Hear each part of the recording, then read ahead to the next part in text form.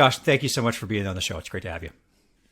Adam, I'm really excited to be here. Thanks for having me. Why don't you tell everybody a little bit about yourself? How did you get to be the Guest Experience Evangelist at Roller Software? Sure. Yeah, so the word evangelist is definitely the most unique job title I've ever had in terms of guest experience. I love the role. It definitely encapsulates everything that I'm very passionate about.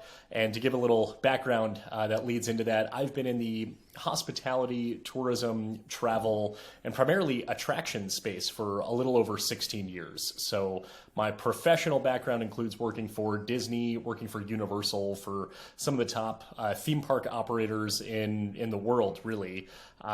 Took on a consulting role after finishing up school, got my bachelor's, my master's in hospitality and tourism, and started working with luxury hotels and resorts. So Ritz Carlton, Four Seasons, Waldorf Astoria, the list goes on, but just some of the top brands from a quality assurance standpoint. And then started doing a lot more work in the attraction space of working with not just theme park, but also cultural attractions like zoos, museums, aquariums, in terms of enhancing their guest experience and really looking at guest experience as one of the top priorities for success. So did a lot of training, oversaw mystery shop programs and quality assurance back over on the attraction side. And then recently in early 2021, came on board with Roller Software as the Guest Experience Evangelist. So Roller is a software platform working with leisure and attraction venues from a point of sale and ticketing standpoint. And really, we are positioning ourselves as the guest experience platform. So everything that the software and the technology does is intended to remove friction very much on the end of the guest, from when they're planning their visit up through the arrival process, from what can we do to eliminate some of those headaches and question marks along the way so that they have a smooth experience, which as the operator is doing what they do best, which is providing those phenomenal memories and those phenomenal experiences to their guests, that we can say, what can we do to get some of those friction points out of the way so that there is a better path to wow and loyalty. So that's that in a nutshell. Yeah. Is it a standalone software package, or do you go in and audit the existing guest journey through, whatever the booking process is for whichever brand you're working with, and try to remove friction through their own ecosystem? Sure. So it's a standalone. So they would use us for ticketing, for point of sale, for any advanced reservations and booking and things like that. And we want to tie it in specifically with their guest journey. So making sure, for instance, trampoline parks is a big area of business for us, which has a little bit of a different business model than, say, an amusement park, where for the most part you're buying a ticket and you're going that day. Many of them now require you to select a day that you visit. Traditionally, historically, I would say pre-COVID, it was pretty normal that you could just buy a ticket and then show up any day, any time that you'd like, versus the trampoline park space, which for many years you have to select your day, select your time. So we want to make sure it aligns specifically with the guest experience that they are providing in their operating model. But yeah, we're able to look at it from all components of their guest journey. Yeah, I think that's interesting. The piece in your background about working with Disney, I mean, a well-known organization for training, standardization. Anybody who's worked in hospitality that's ever hired anybody from Disney kind of knows that there's a method to operating that they bring with them that I think is incredibly valuable. And so having you on the show today, this isn't so much a discussion about theme parks, more as it is about how do we dissect the current state of guest experience, and bringing some of your background with Disney and Universal and working with some of the luxury hotels.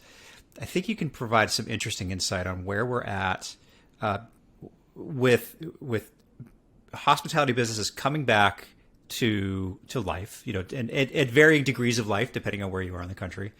But the landscape is very different today. There's not as many team members around to deliver on what some brand and service promises may have been pre-pandemic. Customer expectations anecdotally are different and potentially more difficult to deliver on today for a various numbers of reasons. And so with that lens that we're looking at this, I'd like to get your perspective on kind of the state of the union, as it were, in customer service, and then maybe we can kind of dive into, how hotels and people in customer service facing positions, both delivering them, but also managing people that deliver them, should be looking at things today. So I know that's a mouthful, but so let's start with the first one. What's the state of play right now? Sure. I feel that guest experience is more important than it ever has been, especially now that we're able to really have this juxtaposition that we did not have 2 years ago of pre-pandemic and then during, or whatever state of the pandemic you want to consider this now. I definitely won't say post by any means, at least at the time of this recording, hopefully in the not too distant future. But being able to look at saying, well, what were we doing before the pandemic that we were prioritizing guest experience or customer service in? And how has that really changed? And what are the differences in expectations that our guests have? What's the difference in the guest demographic that we're now serving that was not necessarily relevant at any time in the past? And then really recognizing that not every guest is the same and not every guest has the same concerns. Some people are ultra cautious, they're ultra careful, and they're skeptical about whether it's visiting a theme park or staying in a hotel, of looking at that identically, of saying, well, this is a place that we were kind of told is unsafe and unclean and unsanitary, and you could get sick by going to a venue or a location like this. And then you have those on the polar opposite of saying, I just want to live my life. I'm not concerned. I'm not worried. And while the latter sounds good for business, it also brings a whole new onset of issues and troubles with that too, if they're not complying with new procedures and policies that are in place. And now it causes friction between guests that, has nothing to do with how the hotel or how the venue is operating, but specifically how guests are interacting with each other. So I would say from a starting point, that's something that we really need to be mindful of saying we want to serve our guests and we want to deliver phenomenal experiences to every single person who has an intention to visit us, regardless of where they fall on that cautious spectrum in terms of how they are perceiving and interacting with the pandemic. That's interesting. I think, and that's not really any different though than it was before the pandemic. One of the things that we used to train a lot, and this is actually why I think this subject is superficially seems very simple, but when you really get into the weeds and when you have to train people on how to do this, it gets hard because you're balancing company standards, and especially those in the hotel world are all too familiar with the Richies, the LQAs, Forbes, AAA. I mean, they all bring their own version of what the right sequence of service is, the right interaction with guests. And some of those are prescribed by the brand, but some of those are prescribed by them. And that's why you pay for their service, because they, anyway, that's a whole other show. But my point is that you're balancing company standards. In a lot of cases, you're balancing these audit company standards, and then you throw in the mix serving people at the place where they want to be served, meeting guests where they want to be met. Some people want the very long, drawn-out experience, and some just want their keys and get me to the room. And so the challenge has always been, how do you marry those two? And it seems to me that over the last probably 5 years, we've been going more in the direction of, do people feel well served, rather than how many seconds somebody's waiting in line before they get acknowledged. Is that a fair assessment? Yeah, I completely agree with what you're saying of meeting company standards and serving guests where they want to be served in whatever capacity that that happens to be. I was talking to someone several years ago who said that they went to a conference at Disney. It was at a Disney property, and at one point he turned to someone else in the conference and said, "If one more person tells me to have a magical day, I'm just absolutely going to lose it." So bringing kind of Disney into the hospitality conversation of saying this is what they've always kind of preached and said, we need to treat our guests specifically with this, whereas some are saying, no, I actually just want I just want it to work. I just want everything to be completely functional. So I think that really gets down to training, and from the staff standpoint of saying, well, you need to read the room and you need to look at the individual guest and being able to anticipate what it is that they are looking for from you and be ready to adjust within the interaction. There are so many cookie cutter standards of saying we want to do this for the element of consistency in service delivery. But part of that consistency is consistently providing an experience that the individual unique guest wants in their way. Yeah. Which means it's not always going to be perfect. But as close as you're able to do that is you're able to get closer and closer to that and be able to react in the way that the guest is responding. That's a great point. And I think that the lens has always been focused on consistency, which is important, but it's consistency at the surface level. If everything that you're doing is just making a bad process easier to implement, a bad operational practices easier to deliver to people, then if that's your goal, then sure, maybe in the past you were doing a good job. But if you got to take a step, several steps deeper, because if your internal processes, the things that guests don't necessarily see, but they get the result of, it seems to me that's where a lot of the focus that used to be on making sure people, good morning, good afternoon, good evening, very formal, all that stuff, but less on, are your rooms ready on time and are they clean, and are you learning about your guest and leaving great amenities in the room, or there's a million examples. That's really where efforts should be focusing a little bit more on. Yeah, and I think actually Ritz Carlton is a perfect example of that. From many years ago, they were very consistent in the standpoint that their staff was scripted in terms of how to greet a guest, from the check-in process to every single component of saying, this is the luxury standard, this is the pinnacle of the experience, but it was exactly the same every single time. Mm-hmm. And as a result, the favorability of the service actually declined, which then resulted in Ritz Carlton responding and really pivoting to say, here's the standard, here's the overarching goal of what we're looking to achieve. Now you need to infuse your own element and your personality into that. Mm-hmm. So you're meeting the standard, but it does not need to be the same set of words every single time. Otherwise, that's where employees get replaced. That's where the kiosk is a better experience than the staff, because you can count on the consistency of a kiosk or something automated versus having the personal interaction with a human being who's able to anticipate your needs and make recommendations and help you in a better way. Yeah, it's so true. Inevitably, there's going to be a time when you need to go from trying to deliver that great anticipatory service for people. And we could dive into a little bit about how actually, let's do that first.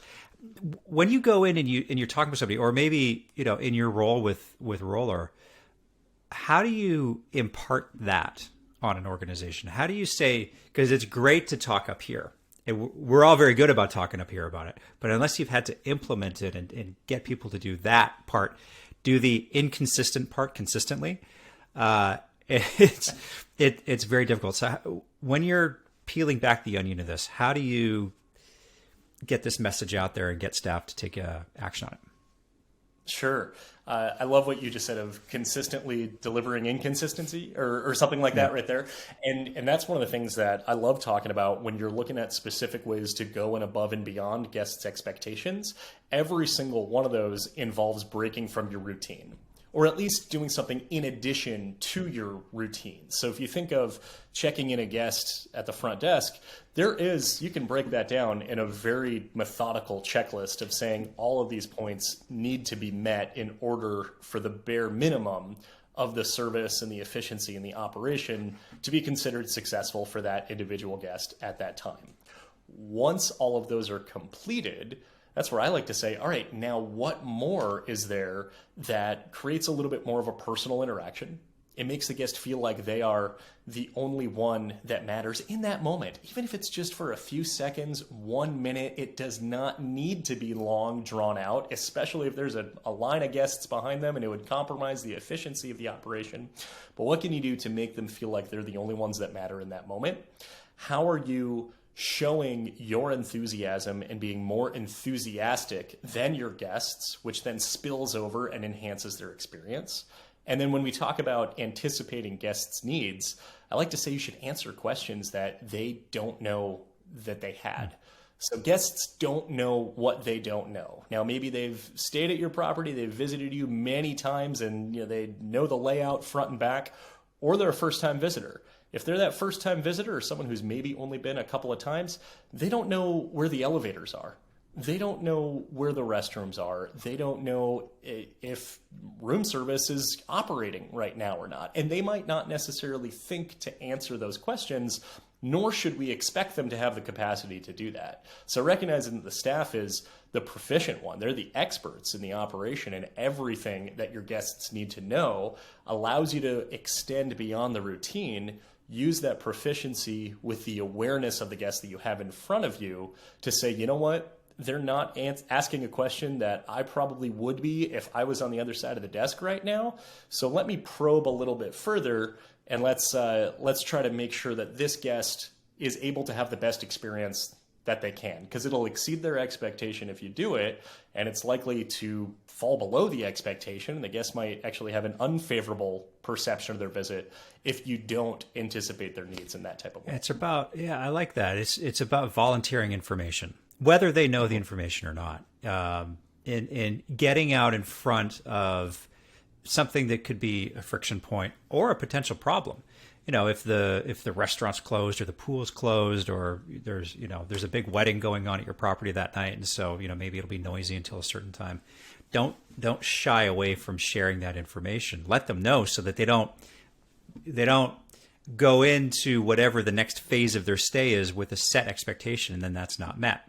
If you allow them an opportunity to adjust before they get there, before that expectation is set, that oftentimes accomplishes a lot of what we're talking about right now. Yeah, no, 100%. There's a number of examples that I can think of from the amount of times that I've seen guests carrying a stroller or wheelchair up a flight of stairs occupied when there was a ramp or the elevator was right around the corner. If it was you, you probably would have asked that, but that guest might not have thought. So you can intervene, and something that small can really go a long way and exceed the expectation. Another time, this is back in the theme park world when I was working in guest communications at Universal Orlando, a guest called and asked about a height requirement for a particular ride. I knew the answer right away, but I also knew that the ride was actually closed for seasonal maintenance, so that if they were on their way to the park at that time, the question that they asked doesn't actually matter, because the answer that I would give them wouldn't ultimately lead them to satisfaction. It would actually lead them to be very frustrated with me for not giving the information that they hadn't asked for. Yeah, that's a great example. So, on that note, there will be, unfortunately, probably many times in your career where you're going to have to deal with resolving problems. And it's arguably what the complaint resolution process and outcome is like, in some ways is a stronger indication of, or a stronger way to create raving fans of your property. It's all well and good to have something go, like to have a good experience go good, but it's unmemorable. But if there was an issue that gets resolved in a way that really is an anchor set point for somebody during their experience, they will tell everybody about the problem they had and how it was resolved. Whereas they probably won't tell everybody about, a good experience that they had that is unremarkable. So there's very much a right way and a wrong way to approach this. What are some of the ways that you train people on how to approach difficult situations and get them resolved? Sure. Well, first I'll just point out that there is a ton of data and research that supports what you just said, something called the recovery paradox. A lot of this research was done in the late 90s, early 2000s, and I think much of it was specifically in the hospitality and hotel industries that suggested that if somebody has a poor experience and they speak up, they complain about it, and it is successfully resolved, that their level of satisfaction oftentimes, more often than not, is higher than guests who came and stayed and had a satisfactory experience. So there is a disclaimer that I always give with that you should not intentionally trip your guests so you can swoop in and catch them as they fall. There's no system to game here. Exactly, Right. exactly. But it is that when something does go wrong, and it will, because you are dealing with human beings in a complex operation, hopefully the amount of times that things go wrong is few and far between, and the magnitude hopefully is lower more often than not. But in those types of instances, not only is it not the end of the world, but it's really an opportunity to create a phenomenal experience that they will remember and that they will take with them. If you have a review on TripAdvisor that said, you know what, we came and we stayed and we had a bit of an issue, but I talked to Adam and he knocked it out of the park, and I am so thankful that I spoke up, and I'm thankful that I stayed here, and I can't wait to come back again. That's a positive review, even though they're initially referring to a negative experience. So when talking about how to get staff members kind of in the right mindset and the best ways to train on this, the first is just by letting them know this is not if things go wrong. This is about when things go wrong. So any part of your standard operating procedure, you want to include all those functional mechanics of their job, all the ways that they're able to exceed guests' expectation, and just as importantly, how do we need to be resolving service failures when they come up?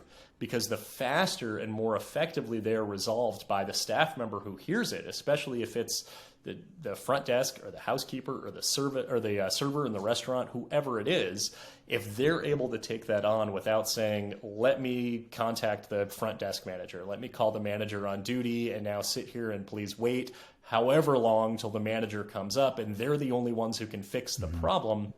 When you put that in the hands of the frontline staff, then the staff is happier because they're able to resolve that issue. And the guest is happier. They're waiting less time and they're just having it resolved right away. So as far as process and procedure, I get very granular with it. I love the LAST model, which is an acronym that stands for listen, apologize, solve, and thank. And this is something that is really a full accordion process that can be used to resolve the smallest, slightest instances of guest dissatisfaction, all the way up to things of, I've used it for people threatening lawsuits and threatening national media coverage. And over the course of maybe 15 minutes on that phone call, they're saying, you know what? Okay, now I'm back over on the other side, and I'm a little bit calmer, a little bit more level-headed now that we've had this conversation. Yeah. So it's listen, apologize, solve, and thank. You bring up two really interesting points, and something that I have obsessed over for a long time is the idea of empowerment. And in what you were just saying, where if you're tasking your frontline people with solving problems, but they can't make a decision or talk with a guest about a difficult situation without a manager being involved, there are very serious fundamental issues going on in your service culture. But also, if you're tipping your hat to empowerment, but every time a staff member makes a decision to resolve a problem, and then they get hauled into an office to be told about all the ways that they just did it wrong or the ways that they should have handled it. Now, granted, sometimes they are training opportunities. If somebody, if somebody, I don't know, they had a hard time getting a reservation for dinner and you comp their stay, that maybe that's, that maybe you could have handled it a little bit differently, but that's an extreme example. There's a lot of examples where people are just beaten down to the point where they don't want to make a decision about something because they fear the consequences on the back end. You're probably never going to get to the place that you always talk about, but you can't get out of your own way to get there. So the empowerment piece is probably one of the most critical elements here.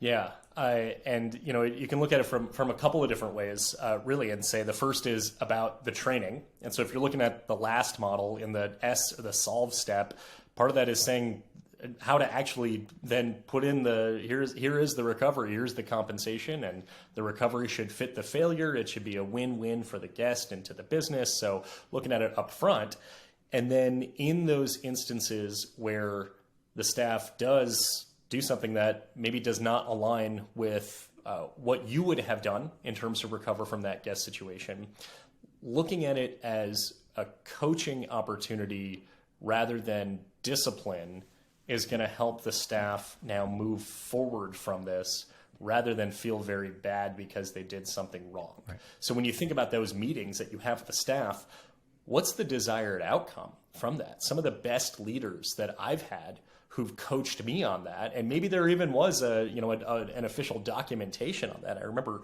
early on in my career, those who were truly invested in the team's success and my success of being able to resolve these types of failures, I would walk out of those meetings so grateful and so thankful that they actually took the time. And then I remember thinking about that and saying, why am I feeling so thankful for just being written up right now, or just like being told I did this wrong? And it all had to do with the way that conversation was, of reviewing, here's the instance and here's what you did, here's the company standards, and let's talk about how maybe this could have been done differently and maybe what we can do in the future. And keeping those conversations upbeat, and it's not about, a slap on the wrist or you're reprimanding, but it is doing this because we want to consistently improve the way we are doing this process and continually enhancing the guest experience. And it's never done. It can always get better. It can always be cleaner and more tightened up. So when you're having those meetings regularly, the staff is less intimidated by them.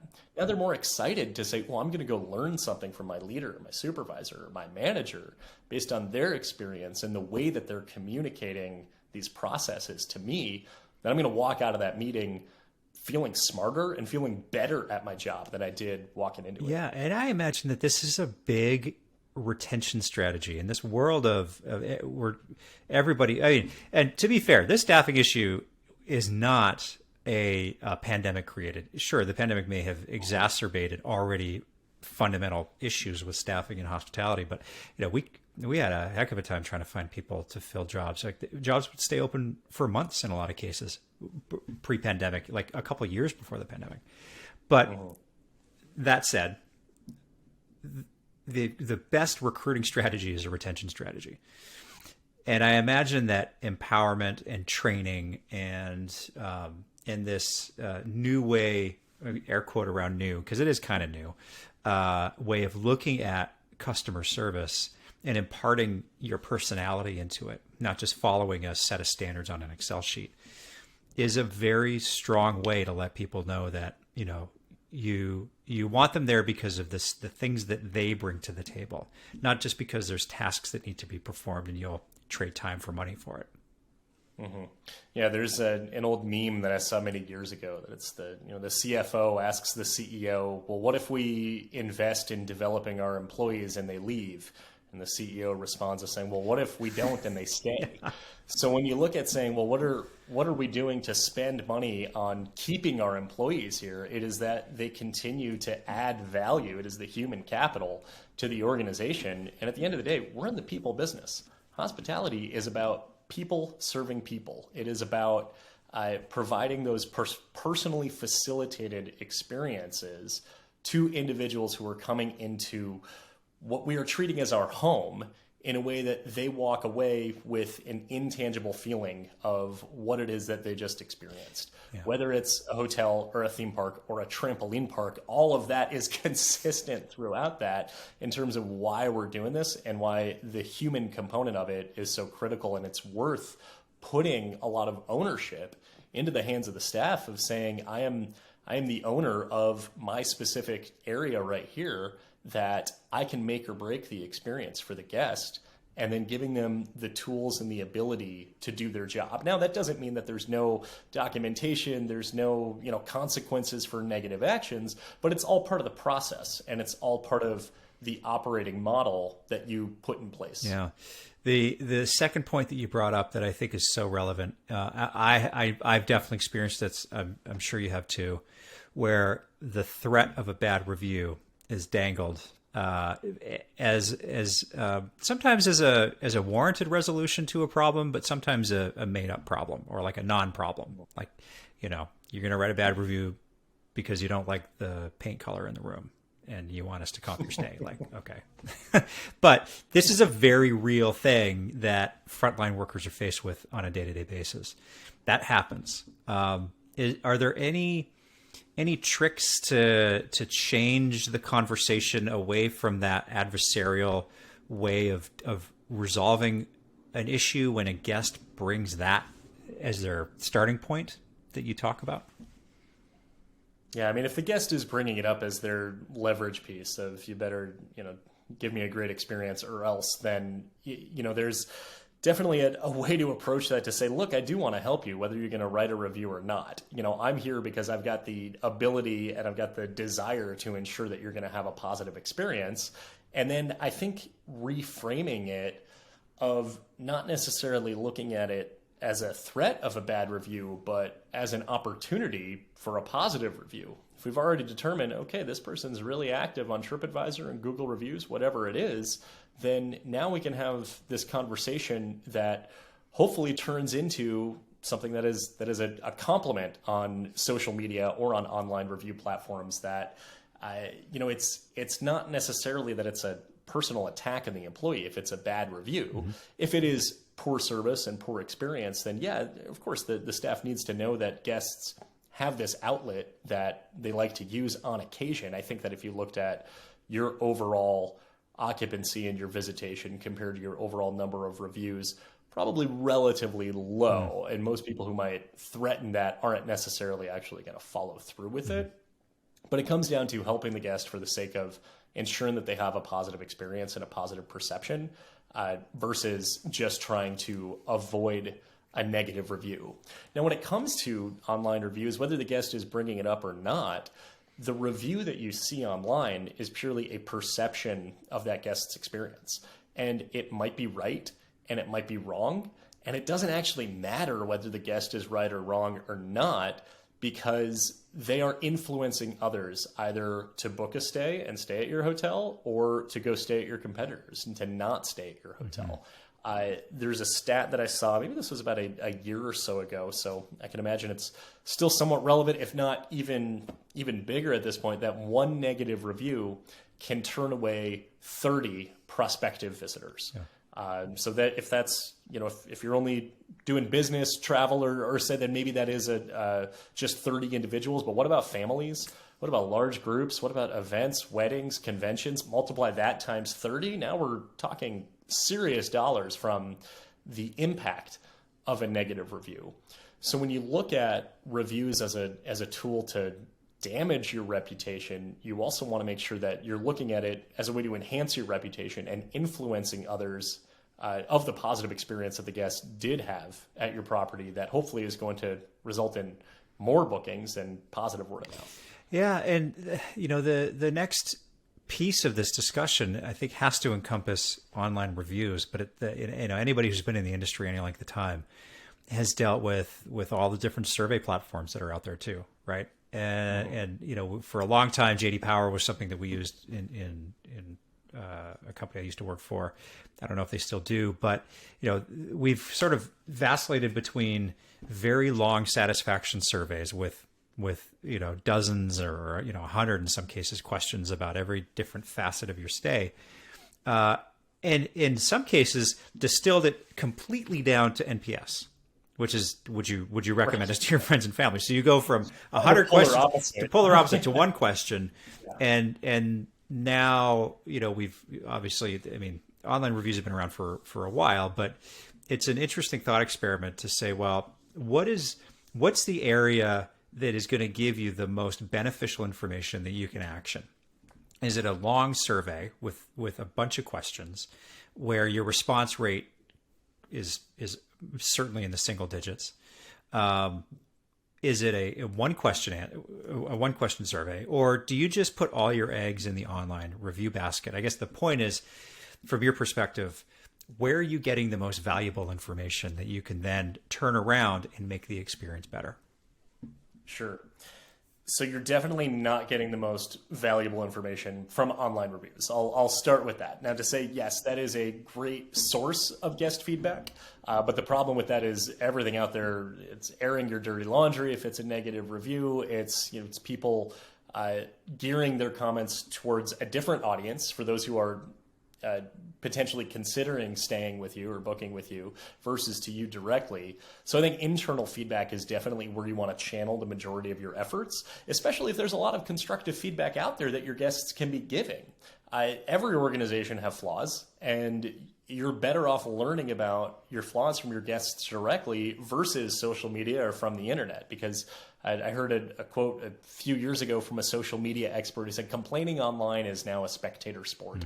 So people are looking to see what are people saying really negatively, because those are the more exciting reviews to read. Think about yourself too. If you go on Amazon and you're saying, all right, this mop has thousands of reviews and the majority of them are 5 stars. Let me look at the bad ones.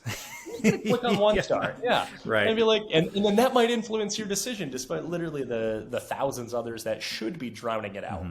So channeling through internal channels is definitely the best way to get not only the best, but also generally a higher response to. More people want to talk to the organization directly than they do posting online, even if it might seem like it's the other way around. Now, in terms of how to structure that survey, you're right. If it's dozens or even over 100 questions, then yeah, your response rate is going to be so minimal, and it is just the most committed guests you have, and the ones with the most time on their hands to be able to completely give you every single granular piece of information that you need. But then if it's just NPS, well, if you say, all right, my NPS score is 35, well, that's pretty good, but why? And where are we actually missing? So you want to really balance the quantitative and the qualitative. Sometimes it's just about asking, what did you enjoy about your experience, and what could we have done better? And maybe give them a few different options if you want to keep it in the house of quantitative feedback, but also allowing them to provide narratives too. So you're able to say, all right, if they scored cleanliness 4 out of 5, well, what was that one gap? And they said, well, the toilet paper in the restroom in the lobby was out. Okay, well, that's something that now is quantifiable because they gave it a metric score, and we can do something about it because they literally told us what it is that could have been better. Yeah. So you don't want to overwhelm them with the amount of questions that you're giving them, but you also don't want to make it too simple that you're not going to actually have the intelligence that you need from it. Yeah. What do you do with that information when you get it? And you talked about, the toilet paper in the bathroom piece, but I don't want to harp on the Disney model, but I do, like, from a personal perspective, it's very interesting to me. What would you have done in that organization if negative feedback came in on surveys, or in some of the other high-end companies that you've worked for over the years? What are some of the best practices there to distill that down into what is meaningful feedback, and how do we take this and actually make things better? Yeah. So I like to break it down into 3 main components. First is collect, which is basically really what we've been talking about, is the way that you are gathering that feedback and really tightening that up so you're able to optimize the response rate with the quality of the responses that you're giving, of making sure it's automated, making sure that every single guest has the opportunity to share their feedback, that it's done in a timely manner after their visit or at any component in the guest journey and their experience, and that their ability to deliver feedback, it's easy for them to be able to share the feedback. So that's the collect component. The second is respond, which a lot of that has to do with service recovery, especially if there is constructive feedback, or if not everything went great, or if everything did go great, of reaching out to really thank them and be able to invite them back in the future and let them know about your rewards program or whatever it is that you can start to now plant the seeds for that loyal guest who had a phenomenal experience. So that's responding to it. The other piece is react, and this is about these long-term ways of looking at guest feedback so you're able to continually make improvements to it. So in responding, you're talking to the guests directly, and maybe you're talking to the staff members who were involved from a coaching standpoint or from a recognition standpoint. When you react, now you're taking the volumes of feedback that you're getting and you're looking at it from the high level and saying, what are the trends that that we're really looking at? So the toilet paper is out in the restroom in the lobby on 3 p.m. on Saturday. You're probably not going to not going to take much disciplinary action against the employee who was responsible to that. That's a one-off instance. Let's have maybe a quick conversation and say, hey, this feedback came in. Let's make sure we're on top of it. Structure that conversation in the best way that works for that instance. But maybe now that's the 5th time in a month or in a couple of weeks or so that we're seeing that, to say, all right, now there's something operationally disconnected from what we want to ensure is a consistent experience, that there's always enough paper products in the restroom, toilet paper, paper towel, soap. I mean, like all of that right there. And now we're getting feedback that's saying, you know what, maybe our staffing is not as optimized as it should be. Well, that's, a big time where guests are arriving and checking in, and maybe that's near the restaurant, and, lunch is getting out, towards that time. So there's a higher volume of foot traffic there, and saying, well, maybe we actually are justified to, bring in another staff member and, schedule another custodial staff member during that time. Maybe that's what the solution is. And, of course, we're just using that as an example. Part of the issue, too, is when looking at these high volumes of guest feedback and being able to extract, this is our top priority, the solution is not always the opposite of the problem. Because the guest is sharing their experience from their perspective, and you are reacting to it from the standpoint of the business and from the operating model and the guest experience. And sometimes those aren't necessarily mirror images of each other. So for instance, your rates are too high. It's too expensive. That's probably something that I'm guessing every single listener, regardless, if you're in a hotel, regardless what industry you're in, someone is complaining about your prices somewhere. Okay, well, high prices, the opposite of that is lower your prices. So if the solution were the opposite of the problem, then if guests complain that your prices are too high and you lower them, well, that fixes it. I think we all know that that's not the case too. That's going to devalue the experience. And you know what? People are still going to complain that it's too expensive. That's just the way that people perceive that. So being able to say and pull back and say, all right, why are high volumes of guests saying that we are too expensive? Let's look at the value that we are giving to them. Let's actually look at the peripheral of the comments that we're giving, and let's make sure that we can charge the prices that we are entitled to charge, that we deserve to charge, but make sure guests are walking out and they might say it was expensive, but it was worth it. I think that's the most optimal comment your guests can say, because that means you're maximizing your RevPAR out of it, and at the same time providing the experience that the guest is expecting. So that's just one of many examples of when looking at of just aggregated feedback and saying we want to solve this issue, but we want to solve it from the guest's perspective of the issue, not just the verbatim of what the comment might be. A lot of the time, well, all the time in these feedback circles that we're talking about, whether it's a post-stay review or a post-stay survey, every single time, if the guest doesn't tell you in the moment, that's a lag indicator. So you don't necessarily have an opportunity to fix it. Well, you can't in the moment because that moment's passed. Right. Is there value in goodwill adjustments / resolutions after the fact if somebody brings up a problem to you that they experienced while they were there, but you can no longer fix that thing because they're gone? 100%, because everything in terms of reacting and even responding to guest feedback is about making the experience better for the next guest. You can't go back and undo the service failure that the guest had, but they are speaking up on behalf of many other guests who had a same or similar issue and didn't speak up on it. Another stat I saw not too long ago is that 1 out of 26 complaints go reported, and the rest are just dissatisfied guests who might not come back. So that's a huge indicator, even just to show appreciation for that guest for bringing up the feedback, because 25 other people, 96% of people had a similar issue and just didn't say anything about it. I would say that in and of itself, from a hospitality standpoint, is worth resolving that for the guest, but also so that you can continually enhance the experience for the next wave of guests that you are seeing, so that you don't have You don't have a repeated service failure that is a problem you're just not fixing by just saying, well, what's said and done, the damage is already done, and then moving on to the next of saying, all right, this is a recurring issue that we now need to look at resolving from more of a long-term strategy rather than maybe just making that phone call in the moment or dispatching that person to clean the restroom. Yeah.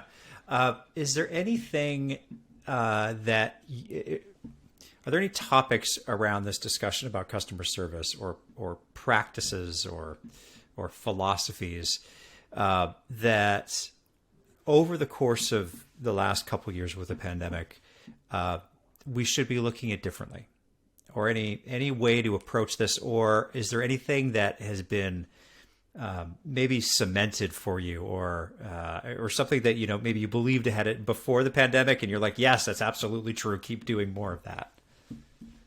I think the biggest thing is the way you align the experience with guests' expectations.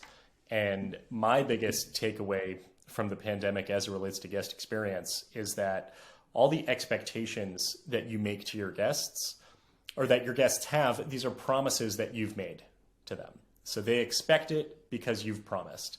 If they expect that they're going to be asked to wear a mask indoors, that's because you provided them with that policy and you promise that you're going to enforce that.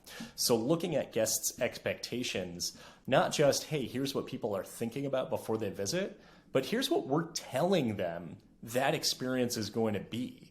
And we're not just trying to meet expectations or go above and beyond. We want to make sure we give them what we promised them. We promise that we've implemented these new cleaning procedures into our guest rooms, and we now not only have to keep up with that, but we need to show them how we're keeping these promises. So one thing that I've seen in many hotels that I love is just this extra additional card, and it might be signed by the housekeeper, and they're just saying, this is what we did.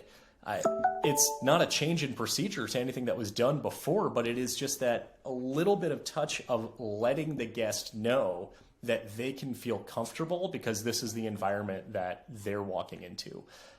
That, I would say, is the biggest change in guest experience and guests' expectations that I've noticed. Yeah, amazing. Josh, I really appreciate you coming on and giving us a bit of a look behind the curtain here on how to craft better experiences, because it is a different world today. But, like I keep saying, fundamentally, it's still the same. It's just how you action it on the ground. If anybody wants to learn more about you, learn more about Roller Software, what's a good place for them to go? Sure, absolutely. So you can visit roller.software to go to the website. If you want to reach out to me, Josh at rollerdigital.com. I'm also on LinkedIn. I'm on Twitter, Joshua_Liebman. Please reach out. Please connect. I love chatting about all things guest experience and hospitality. I appreciate you being on the show, Josh. Thanks for being here. My pleasure. Thanks, Adam.